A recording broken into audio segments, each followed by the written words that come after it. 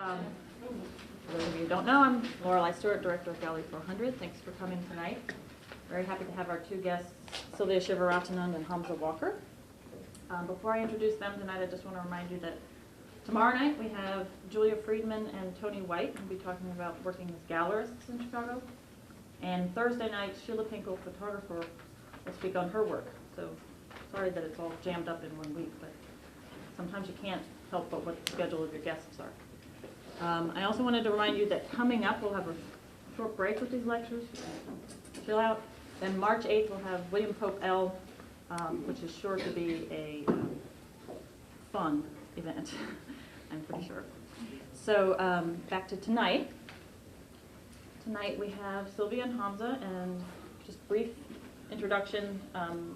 Both of them are probably going to give you a little bit of background on their projects and their curatorial focus before we go into a question period, but I'll give you a short bio information on each. Sylvia Chivaratanond serves as guest curator for the MCA, where she was also curatorial assistant from 1999 to 2003. The show she's currently curating there is the major exhibition Skin Tight, Sensibility of Flesh, that will be on view from June 26th to September 5th of this year. In addition to curating several 12 by 12 exhibitions at the MCA, she was also assistant director for the Venice Biennale in 2003, which she'll speak about at some length tonight. She was a commissioning curator for ARCO 2004, which is a big art fair in Madrid, which just recently ended, and was a 2003-2004 selection curator for the Altoids Collection. It's the short bio. So Hamza is, or has been, the curator and director of education at the non-collecting contemporary art gallery at the Renaissance Society since 1994. His most recently curated exhibitions include Ulrike Ottinger, A Journey to New Blank Spots on the Map of Europe, the group exhibition Watery Domestic, Julie Moos, Monsanto Series, and the group exhibition Detourism. He also organizes the publications, artist talks, and literature and music presentations for the Society. And he also writes articles and reviews for such publications as Trans, the now extinct New Art Examiner, Parkett, Artforum, and he was a selecting curator and writer for the Phaidon publications Vitamin P and Cream 3. So we have some really busy guests here, so we're very happy that we can fit them in tonight. And I think what we'll do is Sylvia's going to talk a little bit about some of her projects, and then after that, Hamza will present about 5 to 10 minutes of slides, and then we'll go into questions. Cool. So, Sylvia. Thanks. I just wanted to just briefly go over just a few things that I've been working on for the last few years, and then perhaps towards the end we can discuss the different curatorial approaches, which is what Lorelei originally wanted to discuss between all three of us. So prior to the MCA, I worked at the Walker Art Center in Minneapolis as a curatorial intern for a year, and there I worked on a Robert Gober sculpture and drawing show. And then I worked on the Matthew Barney show, Cremaster 2. And then I worked on a group exhibition called Art de Pauvre, Zero to Infinity Art de Pauvre artists from the 60s. And really, it was my first curatorial experience, like major curatorial experience in a museum institution. Prior to that, I was in graduate school in London and just interning there at several places. But at the Walker, I had the privilege of working with several people who later became mentors, and really saw a sort of a behind-the-scenes look at approaching exhibitions and working with artists in a completely different and new way.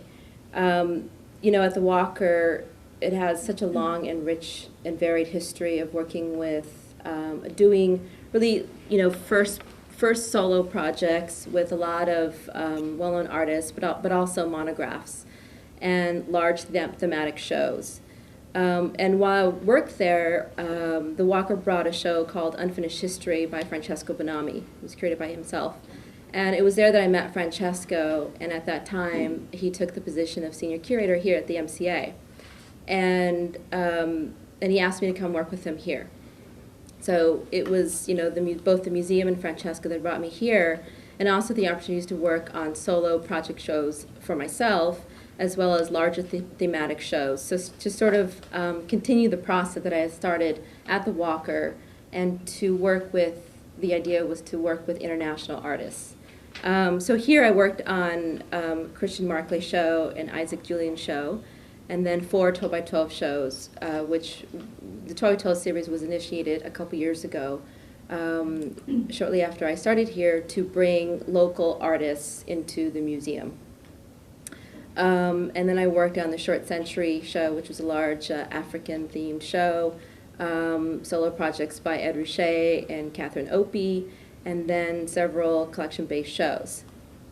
And coming to the MCA and working with Francesco taught me another way of curating, which was Francesco's maverick approach, to sort of, seeing everything and anything by anyone, basically just, looking underneath a rock, everything, and to absorb information and to begin relationships with people in a different way, which is to say that,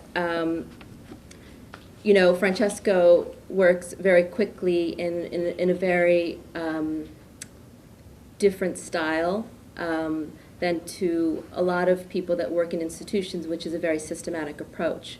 So after I was here for a year and a half, Francesco was nominated director for the Venice Biennale last year. And so he asked me to work on that project with him, which took almost a year and a half. That sort of culminated into a larger idea of, a third idea of curating for me, which was that to approach such a large project like the Biennale, it was such an interesting process from the beginning, because from the very beginning, we thought that it was impossible to curate such a project because of its magnitude. I mean, it's like a huge, huge endeavor. So the idea from the beginning was always to invite colleagues or peers or people that we've admired their work over the past years to collaborate. So Francesco curated the Italian Pavilion with Daniel Birnbaum, who's a noted scholar and writer, and who is now the director of Porticus in Frankfurt, which is a Kunsthalle. And for the Arsenale, we decided to work with 8 different people. And the sections were split up. So there were sections that were curated. The first section was curated by Francesco Clandestine, which included 28 emerging artists. The second was called Fault Lines, which brought in contemporary African artists, which was curated by Gillian Tuardos, who's an independent curator in London. The third section was curated by Igor Zabil, who works in Slovenia, and it was called Individual Systems. The third was curated by Carlos Huhan Ru, which was Zone of Urgency, who's an independent curator in Paris. The next after that was Carlos Basualdo, which was called Structure of Survival, which focused on Latin American artists. And then you went into a very interesting section, which was curated by Catherine David, called Contemporary Arab Representations. And it included 6 artists, and who she would argue, she would call them authors or cultural producers. I'll come back to Catherine David later. And then the next section was curated by Gabriel Roscoe, the Mexican artist, called Everyday Altered, and that included about 7 or 8 young Mexican artists, but also included Jimmy Durham and Jean-Luc Moulin, a French artist based in Paris. And the last section, which was also a very interesting curatorial project, was called Utopia Station, which was curated by Molly Nesbitt, who's professor and a scholar and a writer back east, and Hans-Ulrich Obrist, who incidentally is speaking tonight at the same time at the MCA, and then the Thai artist Rikrit Tervanija. Rikrit designed the installation of Utopia Station along with a couple other people, and Molly, well, all 3 of them really curated the project. So, apart from perhaps maybe Catherine David's and Utopia Station, and perhaps maybe Gabriel Roscoe, the rest of the shows were really sort of, I would say, classically done. whether, one can argue if you like the work or not. But, as far as exhibition goes, it was very, methodically done, very systematic. The interesting projects I thought were Zone of Urgency, which was curated by Hu Han Ru, which was sort of a cacophony of things, which focused on Asian artists. That was sort of a free-for-all. There was like tons and tons and tons of work. On the other side of the spectrum was Catherine David, who only showed 6 video screens that were hung in a huge, long warehouse-looking space. And many have argued that her presentation of the show was very dry, cerebral. I would argue that her approach was very challenging and daring in that, and very similar to her way of thinking, if any of you saw Documenta 9, in which she approaches artists, not in sort of a market-driven way or within the market force. She really plays with, screwing up the market. She approaches artists as authors, as culture producers, as writers, more thinkers, and then the visual is sort of a manifestation of their work, of their line of thinking, of inside their head, if you will. So the presentation, was very dry. Then you have another side of that, which was Utopia Station, which was a very, very much based on experience. And I ended up spending a lot of time there.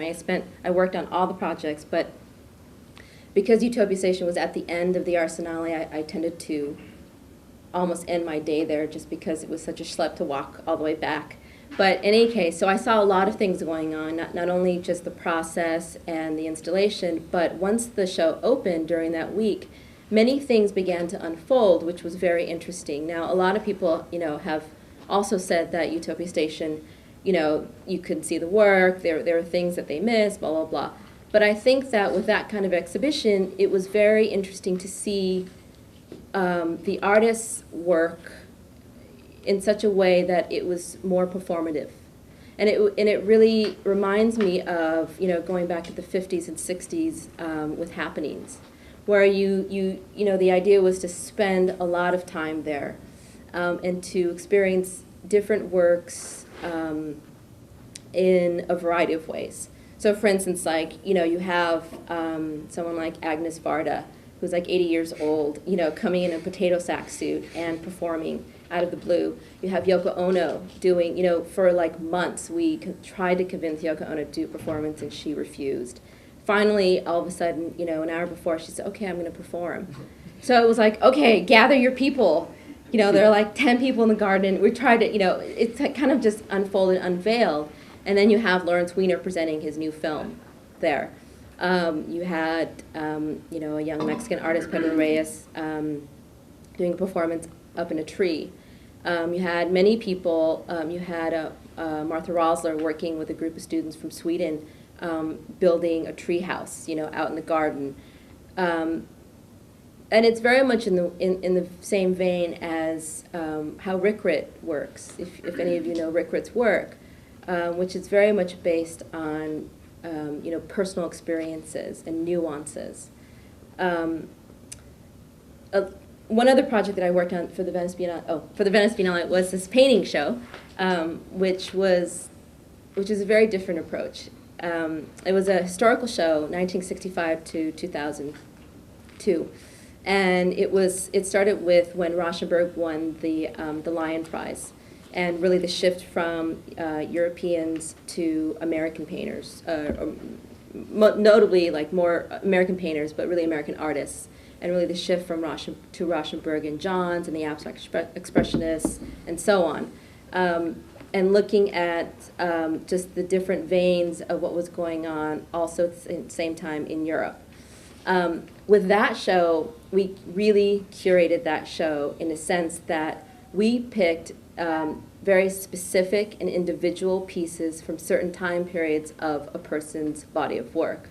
So for instance, with Schnabel, we were interested in getting a specific plate painting from 1985. However, we never went to Schnabel and said, you know, hey, you're going to be in the Venice Biennale, because we knew that Schnabel would come back and say, I want to show you my new piece, you know, done in 2003. You need to put this in the show. That wasn't the point of the show. The point of the show was very specific in terms of years. And I think that, you know, another approach to being a curator is to, how do you historicize the work? You know, you can't just do a show on, you know, the 80s, you know, and include, you know, Saleh, Schnabel, Eric Fischer, and Parkett, and all these people. I think it's really important to sort of say, okay, if you're going to do a show about the 80s, let's start it from 1979 to 1985 and pick certain pieces. And that was the idea of the painting show for Venice. It was very specific, and in many ways, some say, you know, it was to historicize a moment that was happening in Europe. Okay, so I think I just wanted to end with that. Sorry, just before I ended. Well, thanks. So that'll we give can us go back to stuff to refer to when we get to the questions. So maybe Hamza, do you want to? Yeah, I just thought I'd bring some slides and go back to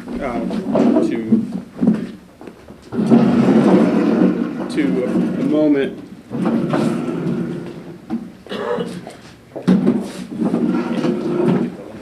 Yeah, just to give you some backdrop in the dark. Before I started working at the Renaissance Society in 1994, before then I spent 4 and a half years, working for the Department of Cultural Affairs, the city's public art program.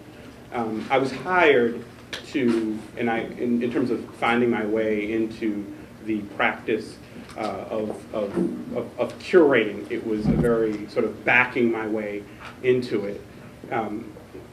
But I worked for the Department of Cultural Affairs. I was hired as a coordinator for the city's Percent for Art program, and I don't know how many of you are familiar with it, but it's basically 1.33% of the construction budget for public facilities with public access goes towards the purchase and permanent display of works of art. And at the time, the city was building the Harold Washington Library, and in the sort of the revenue stream of the Harold Washington Library, the city planned to overhaul, rebuild, refurbish roughly 15 branch libraries. And I was brought on to sort of, there were three coordinators at the time working on Harold Washington. I was brought on to pick up the flotsam and jetsam, the stuff that fell between the cracks on the Harold Washington library project, and also to start up the wave of subsequent branch libraries. So I worked on about 11 branch libraries throughout the city. Hegwish, which is where this painting by Richard Hall is located. It's in a children's library. Actually, this is the drawing for the painting, not the painting itself. I've just picked these slides up from the public art program just a few minutes ago, so I haven't seen them too clearly myself.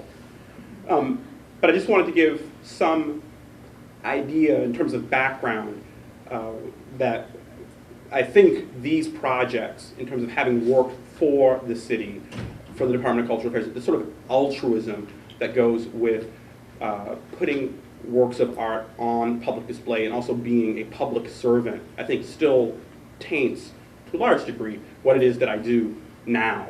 And as a coordinator, you know, when people often ask me about my title, I get all confused. I've been confused for a very long time now. But I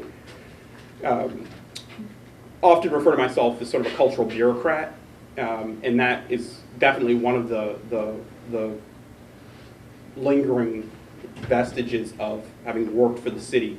As a public art coordinator, I was responsible for putting together the panels that would select the artists whose work would go on display, and then from there I would work with the artists to realize their projects. In a lot of cases they were site-specific commissions, and in other cases they were straightforward purchases, so I would go to the studio and select the work.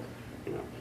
But in some cases it would take, you know, a year to 2 years before the piece was realized, and then, you know, also working with the architects as the buildings were being built.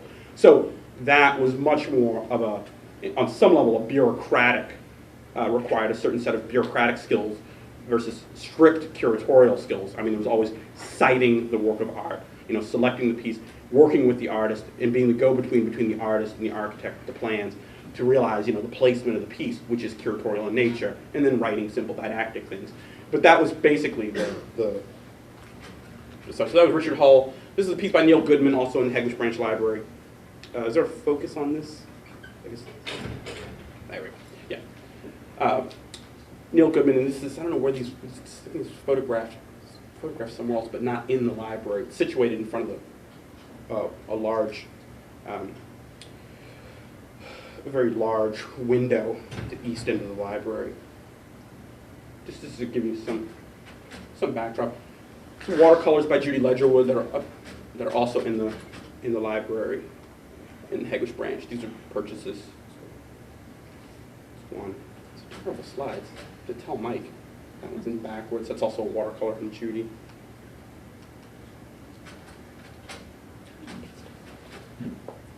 Drawing by David Kroll.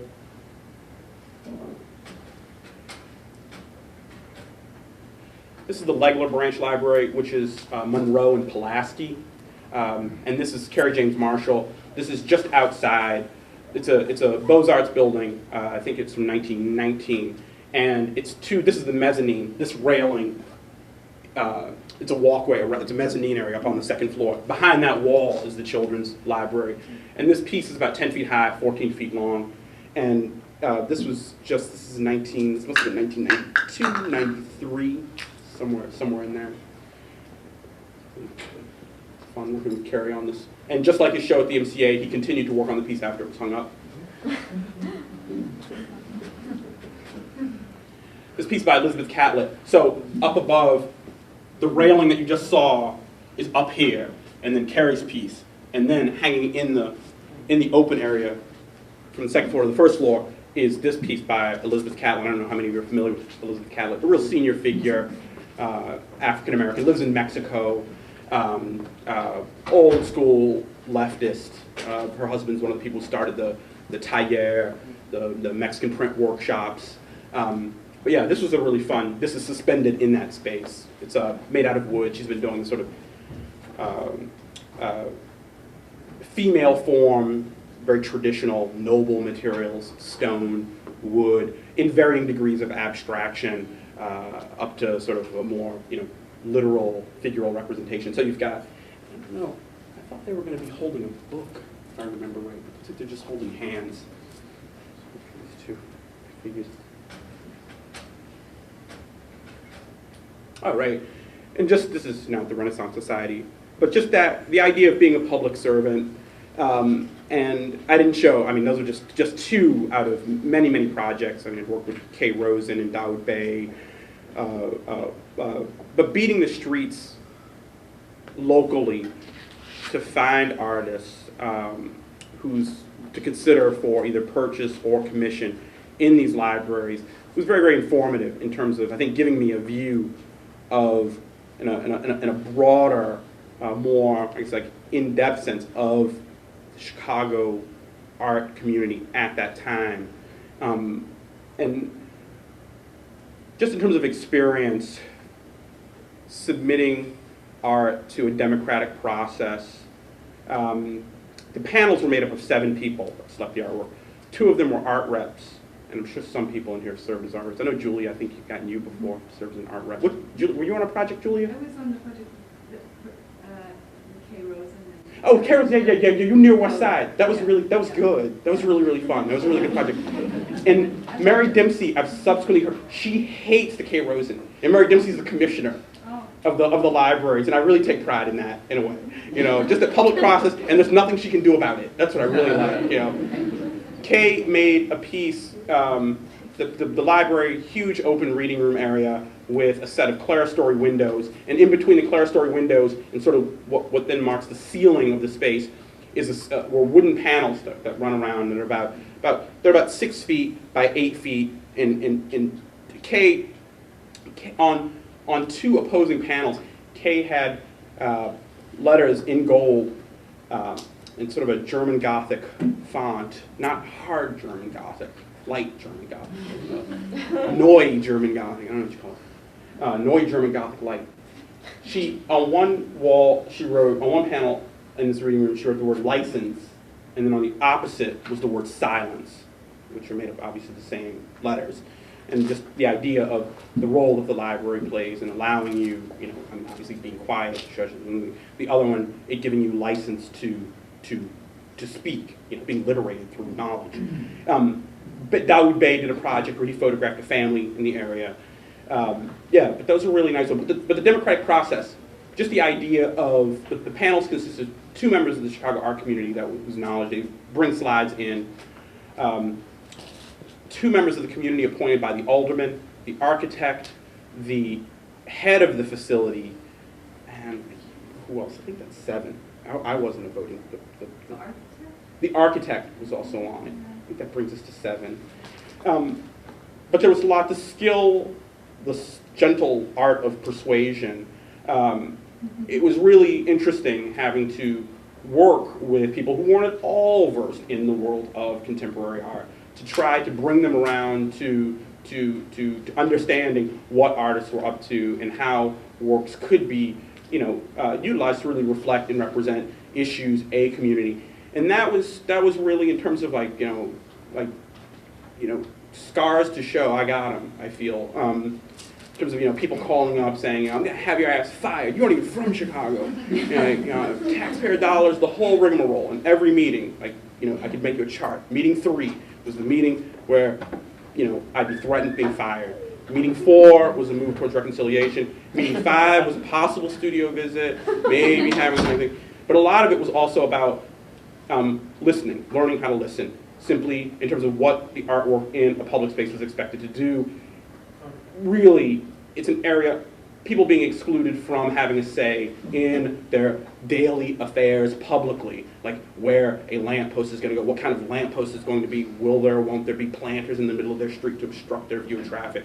They don't have a say in it. So when it came around to being given a say about artwork in a public space, it always fell prey to a certain amount of a rhetoric of having to prevent children from doing drugs. I mean, it's like maybe 3 possible narratives that would come up, But that's the one in my really foggy mind's eye that I'm really left with. It was always a piece that was supposed to somehow uplift, bring together, stop children from doing drugs. And so there's always this literalism. Will there be a children's mural? Will there be this thing?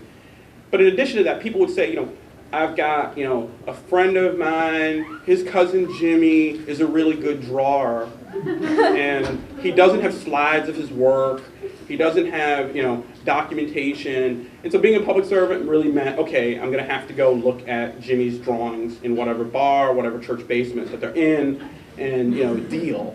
And in terms of, working it on out, in terms of picking battles, learning to listen, and really thinking about the type of collection that the city was building. It's a public collection.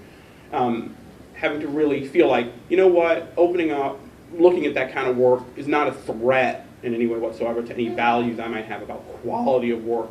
And on top of that, in terms of purchase power, a lot of these projects had $20,000, $25,000 budgets. That would be on average. I mean, some of them shot up depending on the size of the black building, what's going on.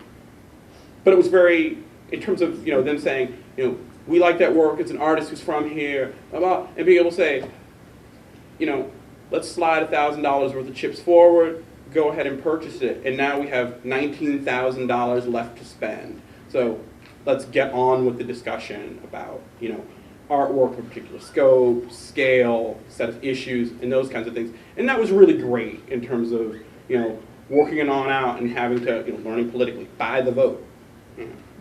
So after that, working at the society, these are just projects that I've initiated over the last few years as points of reference in the discussion. Also my involvement, at the time that I was working for the city, I also volunteered for the now defunct, I'm going to just keep that word in my resume as much as possible, the now defunct list of things in a way. Randolph Street Gallery, in terms of learning about doing studio visits and hanging shows in that way, that's really where I would cut my teeth on mounting exhibitions, having discussions about work, and really in terms of getting into studios to do things. So this idea of the function of the artist-run spaces, not simply in terms of giving artists opportunity to show their work and then matriculate up through a system, getting gallery representation, and that kind of thing. But also those places I think were really key in giving administrators and writers their first crack at it's like hammer and nails are over there, put the white gloves on, here's how you do it. Here's how you light a show. So those kinds of basic opportunities. Given I went to school for art history, so that kind of engagement directly with work and with artists, a lot of it came through working there, obviously, as well as through the city. Spec, it's by Simpark in collaboration with Kevin Drum. It's 72 feet long, and what you were looking at in the first slide, this is this ceiling. I can tell you what kind of ceiling this is actually. This is radar. Is what the type of drop ceiling this is. This ceiling and that ceiling are one and the same. This is a drop ceiling, simply curved over into a barrel vault. It's made out of this exact same framework, USG material, and this is the lighting work. These are speakers. See if I can focus a little bit, just for points of reference. I'm over my 10 minutes, Lorelei. I'm closing it out. These are lighting canisters, mid-range tweeters. And we commissioned Kevin Drum to he did like a 56-minute long piece. He's a musician in Chicago, improvised electronic music. But this worked with Simpark to sort of solve the problem. And here are the speakers on the inside. And there's subwoofers in this bench, just 72 feet long, made out of wood. It was basically just simply to listen to Kevin's composition. I hate headphones, and I hate going into galleries. I hate putting on headphones. And the idea of listening as a collective endeavor, this is really, on some level, conceived to sort of, one, solve the problem of the acoustics at the Society. If any of you have been down there, I'm sure you noticed how boomy and echoey it is. And two, this idea of having to wear headphones and, in terms of privatizing or individualizing the experience, instead opening it up so a group of people could go in and hear it, sort of breathe in space, such as it is. Thing. And there's another shot of the outside of it.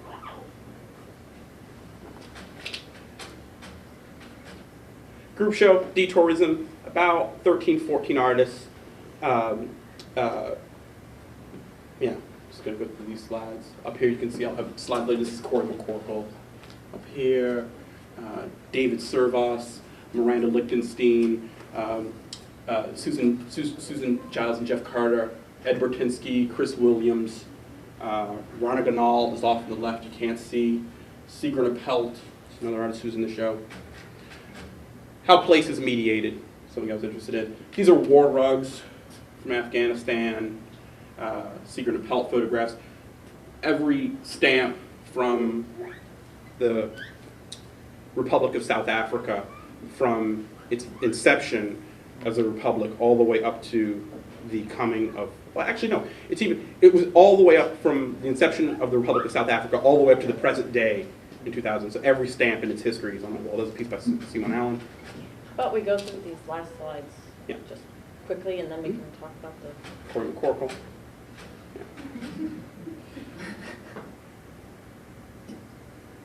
This is Julie Moos installation shots, the Monsanto Series. Another installation shot. These are the individual pieces, and these are somewhere these are also about six by 7 photographs. Rear mounted on plexi. These are all downstate farmers who grow Monsanto growers. Solo show. Michel Adair, retrospective. About 25 hours worth of video carved up into 4 different screen rooms. He's a video artist, late 60s, early 70s. He was married to Viva, the Warhol star, but early video artist. Basically works in an autobiographical, diaristic manner.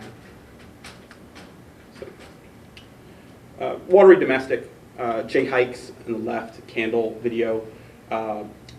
Michael Ashkin photographs, Andrew Aaron with drawings, Richard Prince joke painting. So that's 17 artists in the show. Mindy Schwartz, Christine Tarkowski, right? And I can talk a little bit about the Christine Jankowski and Corey McCorkle specific one. This is a detail with Harvey Oppenor in the background. So I think that's it. Another view. Conrad Baker there. He's the one, the only Siebenversig in profile. Let's see. And Mary, I can't remember Mary's name from San Francisco. Those beautiful drawings. I think that's it. That's it. Thank you, Hamza. Over my 10 minutes. I just wanted to go through that in there quickly so we can get to some questions. I don't know if any of you came in with questions, or if you want me to start off. Okay. I think you guys knew some of the things that I was interested in kind of elucidating here.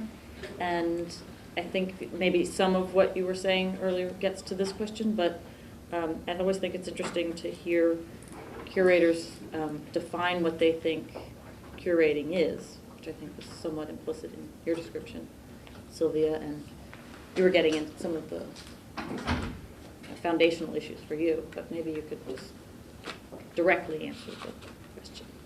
Oh, I have probably a very conservative, or more the classical notion of it just as,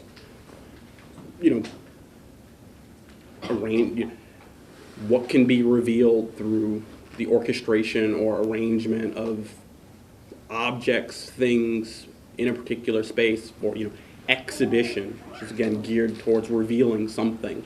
And there's lots of kinds. I mean, in terms of exhibitions, I think of curating, I kind of like to go away from the sort of narrow focus of contemporary art and to say, well, there's all kinds. There's like material culture. So you have the Field Museum sort of going away from its natural history focus to do things like chocolate, the gold of Russia, Freud, baseball, so those are exhibitions, of the material culture bent. The retrospective, how do you narrate an artist's output over their lifetime? Working with artists to produce new work, is one thing. The group show, shows with the, regionally specific shows. So I think there's a whole range, I think about, curating in some kind of philosophical or anthropological sense, and then curating as it equals exhibitions. I like to think of curating as it equals exhibitions means the broad range and full spectrum of types of exhibitions, and not just, a sort of strict visual art museum practice. People do festivals also, like film and video festivals, sound, music festivals, and I like to think that's also a way and a form of curating. So it's not just objects. So. What do you think, Sylvia? Expand on that, or you think that those three, you seem to lay out three things that you experienced? Do you think that those? Yeah, I mean, those are my recent experiences. Obviously there are many approaches to curating. I think that curating is more about investigation, and as Hamza said, one can do shows on sort of large ideas or notions of material culture, visual culture. It could be in the form of architecture, design. It could be film and video. It could be a variety of things. And I think that, one of the most interesting aspects of working on an international show is, and it's a similar approach that Oakley took with doing Documenta, with inviting other, a number of individuals as co-curators and to collaborate on a large exhibition, which is, obviously there are many points of views, and there are different ways to approach exhibitions and to convey an idea. So, you know, one of the most successful things I think that was part of Utopia Station was the performative aspect of the show. You know, again, you know, which was akin to happenings, and to performances, so that, you know, I think that, you know, like in the early 90s, there was this sort of craze of like superstar curators, you know, independent curators that sort of like all of a sudden became like superstars, and whatever they touched was, you know, was the next hot thing, and it all had to do with the market as well, with the market going crazy, and the auctions and that. And then now I think the approach is sort of, you know, there's a backlash almost to that approach where it's, you know, it's sort of a conservative approach now. I don't think it's a conservative approach. I think it's just a more narrow and focused approach where I think one can still do interesting shows, but with a very focused appeal. And it could be like architecture, you know, it could be like people who work in design, in graphic design, or even fashion design, or various fields. So I think it could be anything. I mean, it's really open for me.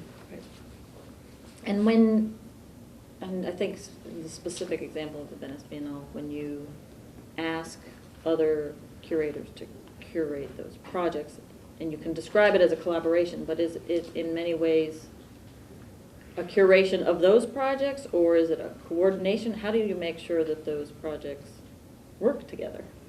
Or can you?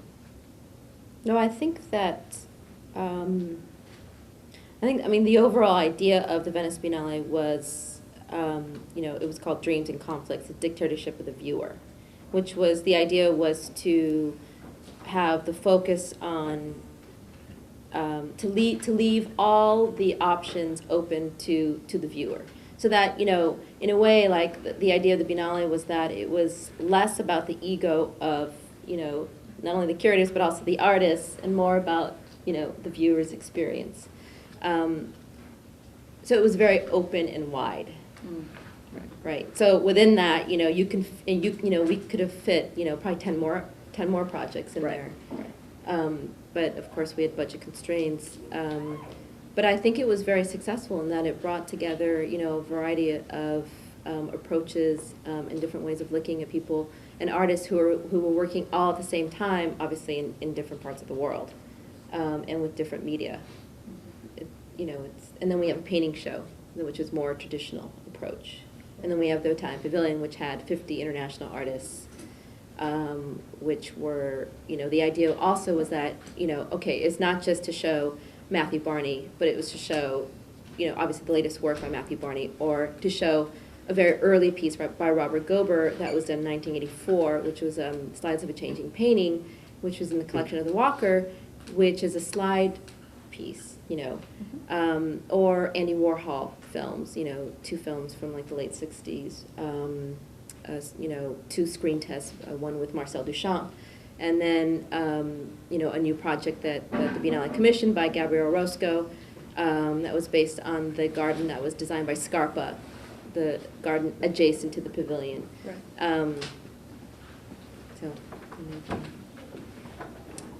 Anybody else want to ask a question? You said that you tried to leave that really open-ended for the viewer. In like, as you know, an art history master student, we've kind of discussed how impossible that is to do. That some of your beliefs or the beliefs of the artists end up showing through. Like, do you feel that you were successful in leaving it really open to interpretation, or is there, I guess, recognition that some of your own beliefs or feelings or interpretations of the work come out through? No, obviously there's a point of view. Right. Yeah, I mean, everybody had a very distinct way of working, which is one of the reasons why we decided to work with these people. But you know, when you're working in a group show, in any group show situation, obviously, you know, your idea for the show has to corroborate with, you know, the work of the artist. Yeah. And sometimes, most oftentimes, you know, get ideas for a group show just on 2 artists alone that you've been thinking about, and from there you build upon that. It's not necessarily the idea comes first, it's just approaching, a different way of approaching that person's work. And, for instance, like Koons, you can do 10 shows around Koons' body of work, all of which can include people like Richard Prince or Christopher Wool to, I don't know, Warhol portraits or something. It's like, there's so many possibilities that you can approach it. Kind of taking off from that question, do you think that the shows that you've done or the ideas that you have for shows have a thread that ties them together, or do you see what you do as a more diverse kind of set of options? Because I sometimes I think of curators as lucky that they're not artists, because artists build a body of work, and a curator can make this show over here and make that show over there, but oftentimes I find that curators feel they have commonalities between the things that they do. So I'm interested to hear what you guys think. I consciously kind of welcome and like total change up within the variety. I'm just painting this idea of there are different kinds of exhibitions. So focusing in on a very specific body of work by an artist, like dealing with Julie Moos, it's like, okay, that's it. Just a discrete body of work is one thing versus trying to narrate Michel Auder's 30-year output. That's like such a different, wholly different, endeavor. The retrospective, then the change up to like a group show, and then what kind of group show? I mean, we're talking about 25 artists from Texas, or 25, photography now, or that kind of thing, or is it, they have such a nice, that's the fun. You can have, the flavors and spectrum of them, with none of them being bad. I mean, it's like an apples and oranges thing. You just want them to be the best. They're all just archetypes, and they can be the best thing that they can be within the parameters established by that type of show, as opposed to, that type of show being completely off the map, or, to be discounted. So to go for very different things, like to try, it's like, no, I want to work, where you're totally in a blind alley situation with an artist. It's like, neither you nor they knows what the work is going to look like because it's going on right now, and to work with them and to watch them, is a privileged position to say, like, wow, it's not a question. And it no longer becomes necessarily about the piece that gets produced as much as, like, seeing how somebody's mind actually works. And on one level, being able to, ferret out, it's like, or almost,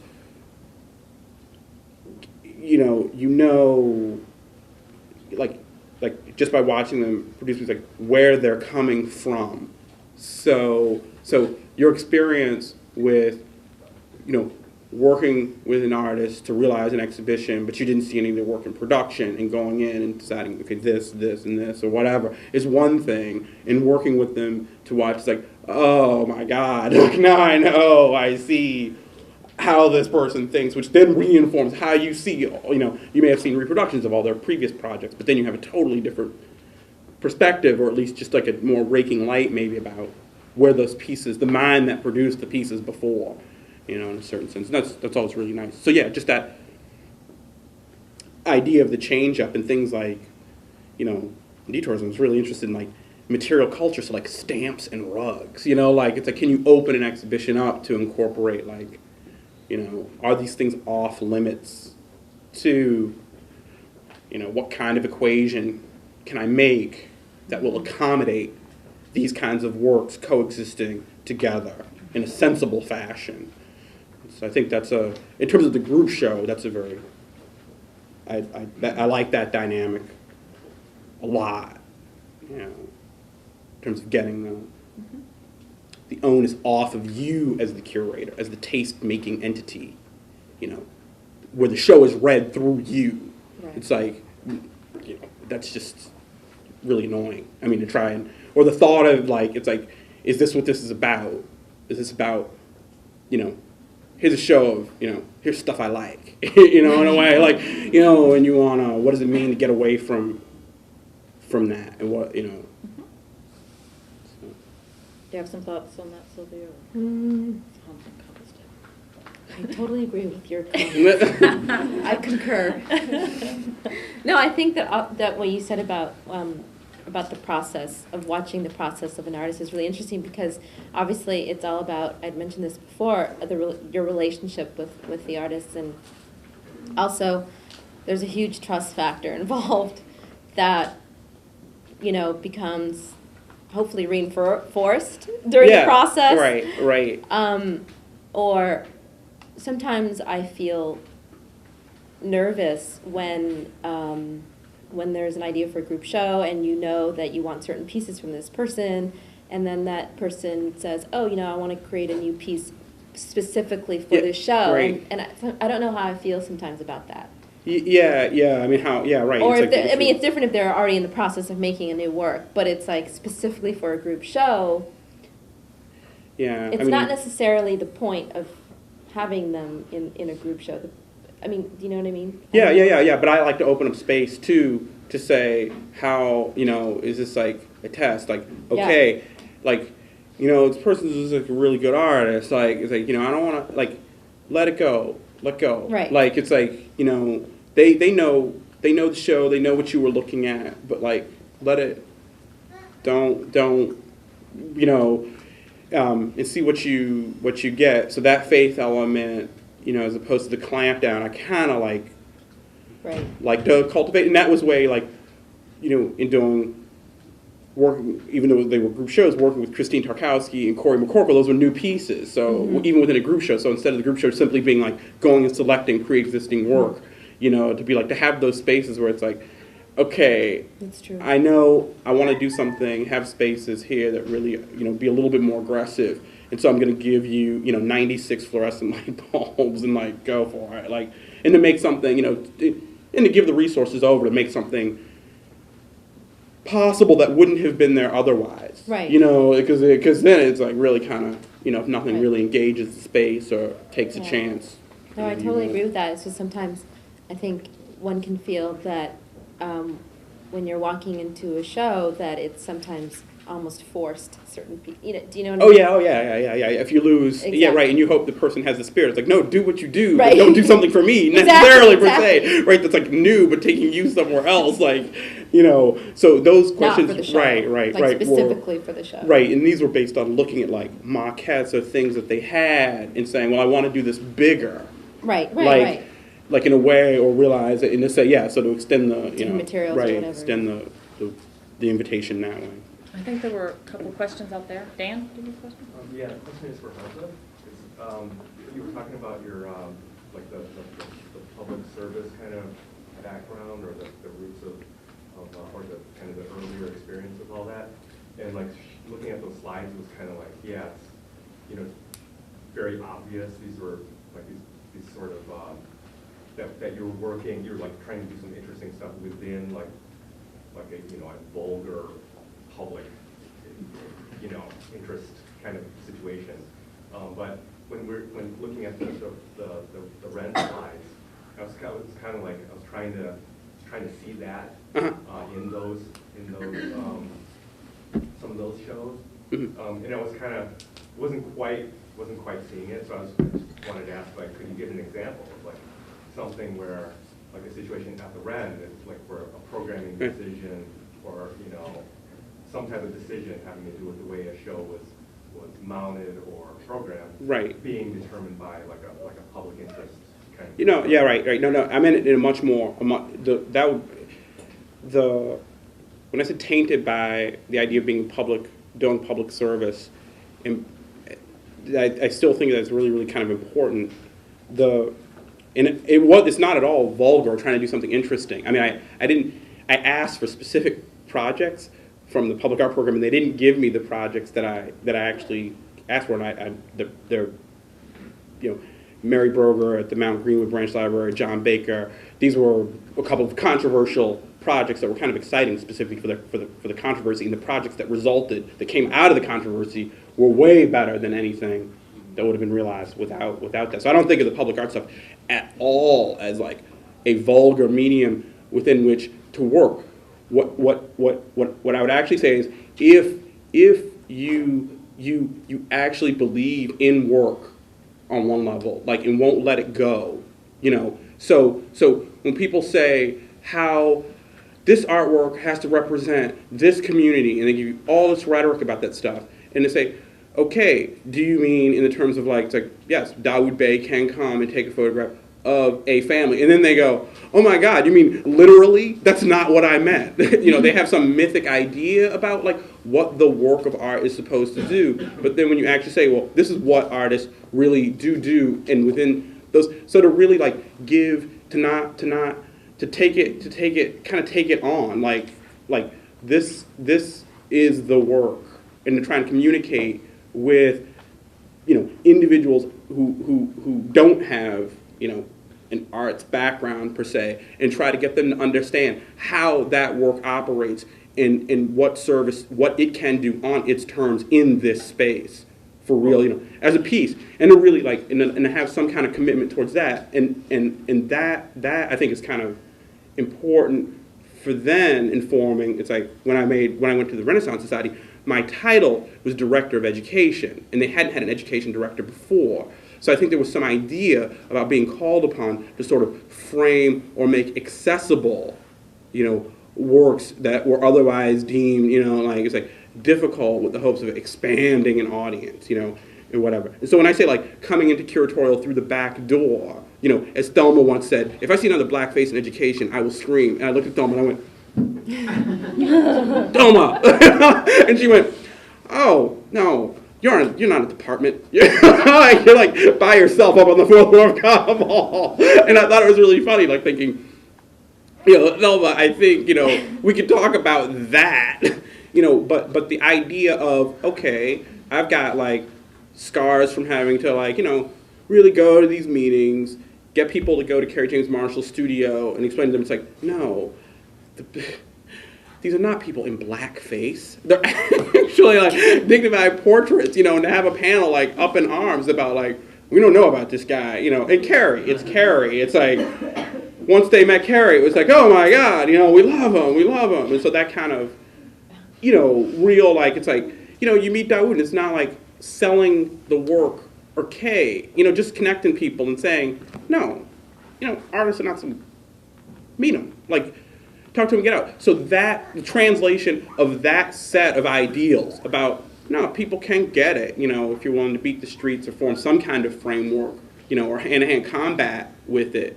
Then to go from public art, where that was clearly the goal, to like, to the Renaissance Society, which is totally different and out there, that, it did stay with me, you know, at that level. But then the whole issue of like, keeping it real, you know, I prefer keeping it symbolic, but the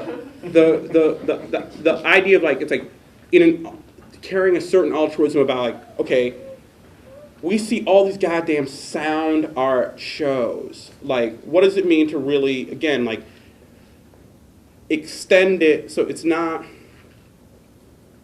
so many things are just rhetorical, and we do them gratuitously. We don't really do them.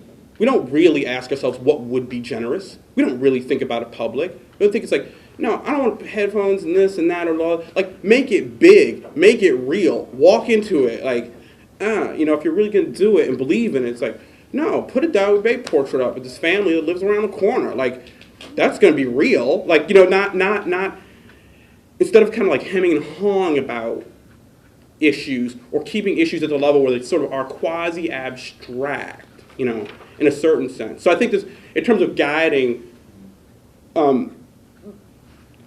that kind of thing, or translation from one to the other, that's where I think the translation is made, not in terms of, you know, like the idea of doing community service through programming at the society. That's not what I meant. So sorry about that, Laura.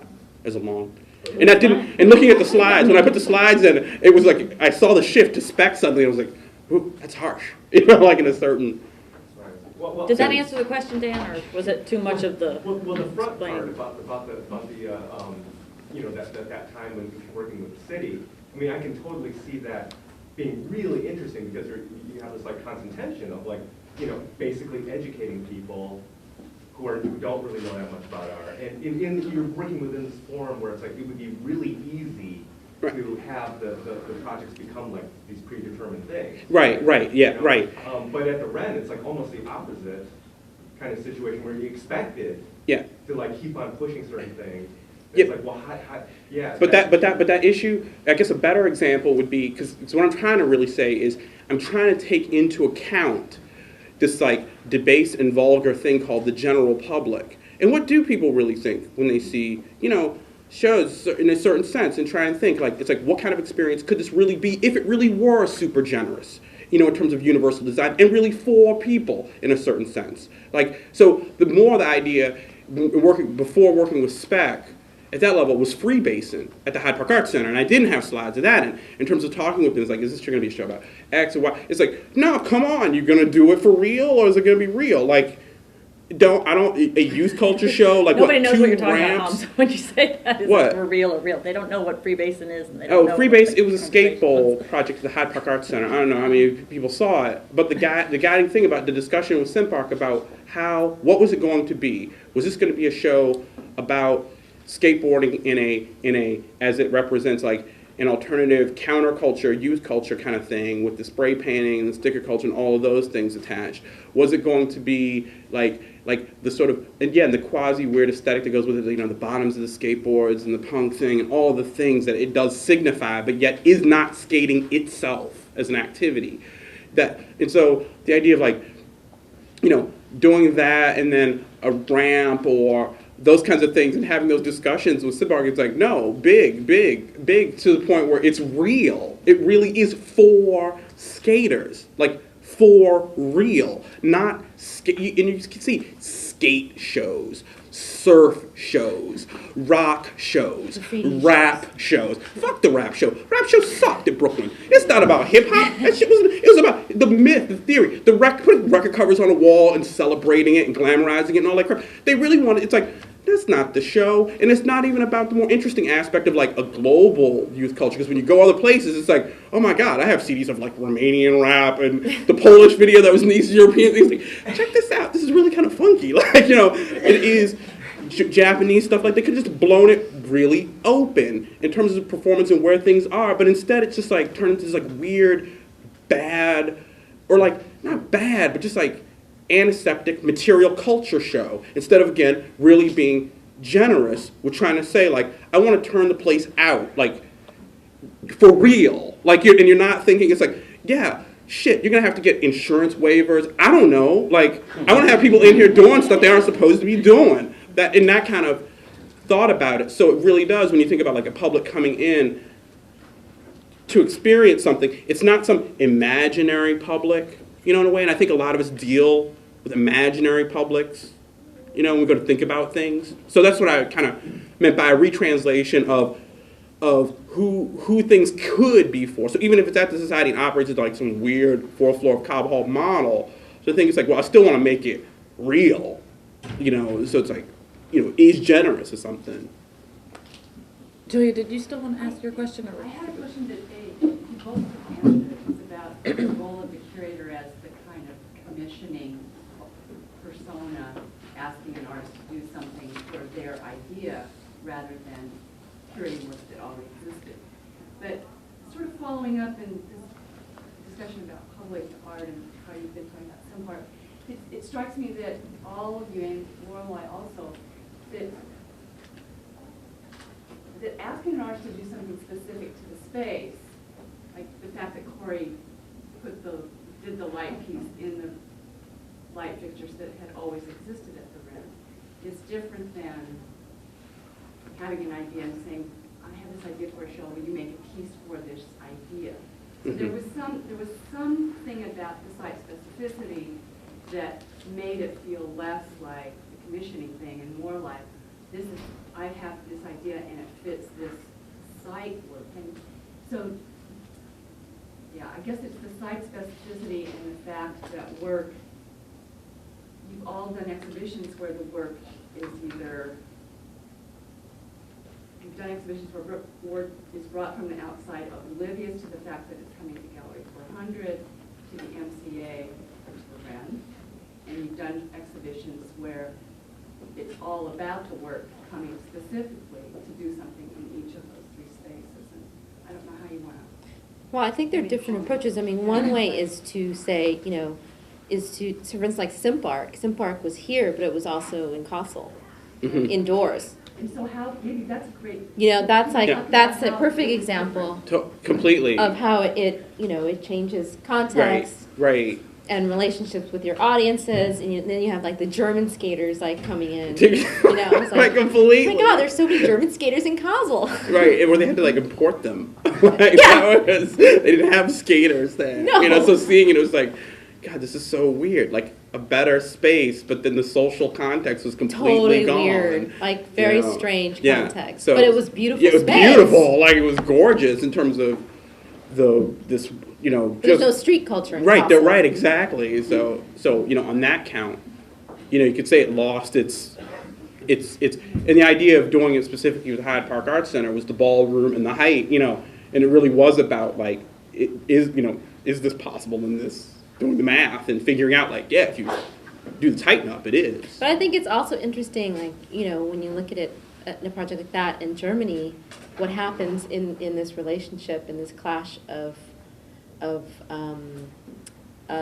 communities, or, you know, just, it's totally diverse and it's completely unexpected, and to see what happens, like, well, okay, you figured that there wasn't going to be very many skaters around, but that it was still interesting to see who came around. I mean, because when I was there, I mean, I visited like every day for 3 days, and one morning there was hardly anyone there, but then, you know, by the afternoon there were tons of people there, but there were different, not necessarily my typical idea of what a skater is. You know, it was just completely different context. So. Yeah. But I think it's interesting to see that switch. Yeah. But my comment about asking artists to do something specific for a show it's not a negative comment.